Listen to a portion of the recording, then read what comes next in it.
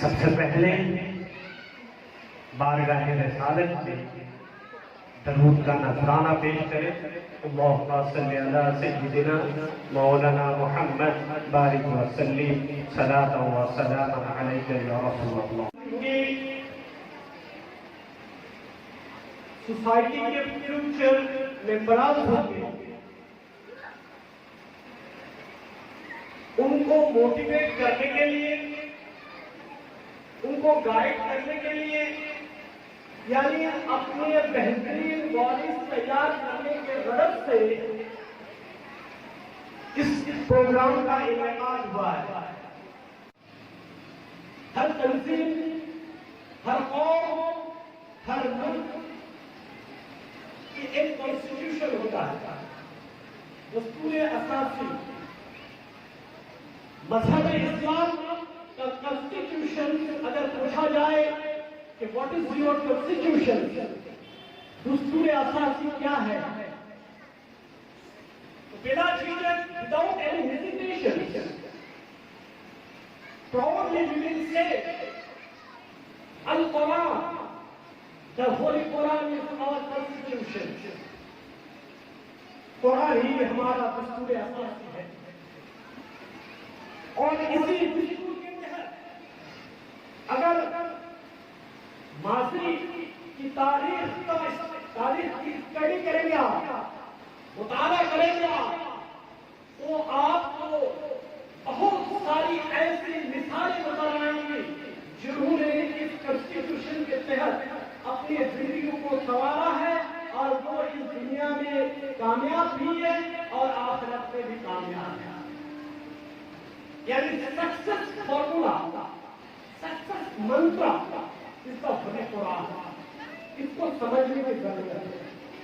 اگر ہم اس کو سمجھ لیے، اس کو پڑھ لیے، تو ہمیں اور کسی کتاب کو پڑھنے کی تو ضرورت نہیں کریں گے، لیکن کوئی پریشانی ہمیں نہیں ہوگی۔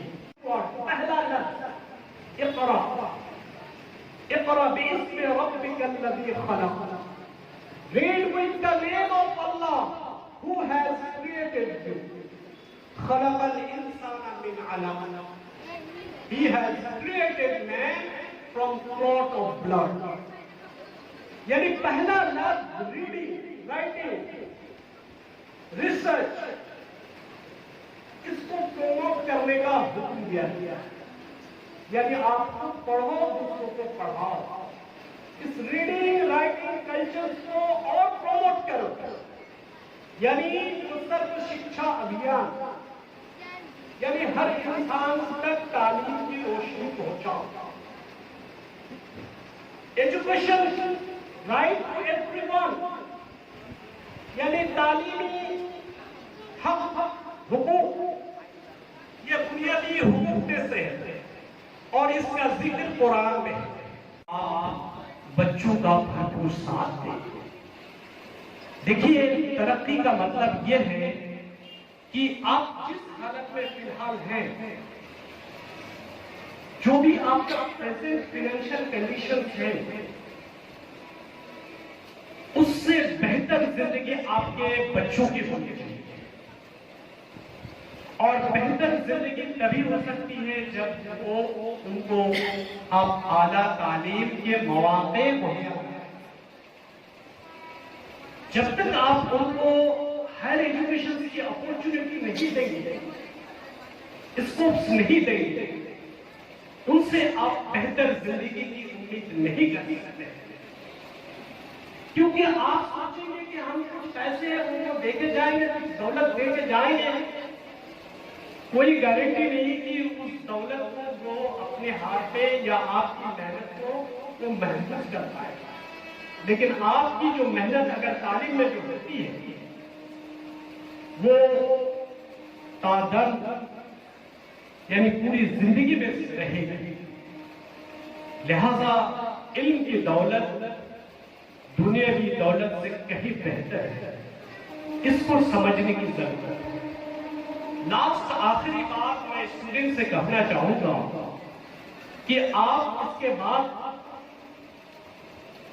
جو کورس کریں گے، یہ بہت ہی اہم ہے آپ کے لیے. گویا کہ یہ آپ یہ سوچئے کہ یہ 3 سالہ ڈو اینڈ ڈائی سچویشن ہے, ایک اننگس ہے. either you will be hero or maybe you zero. اگر آپ محنت کرتے ہیں تو you will be the hero. آپ اگر اس کو نیگلیکٹ کریں گے, سیریسلی نہیں لیں گے, تو آپ کہیں کی بھی نہیں ہوگی.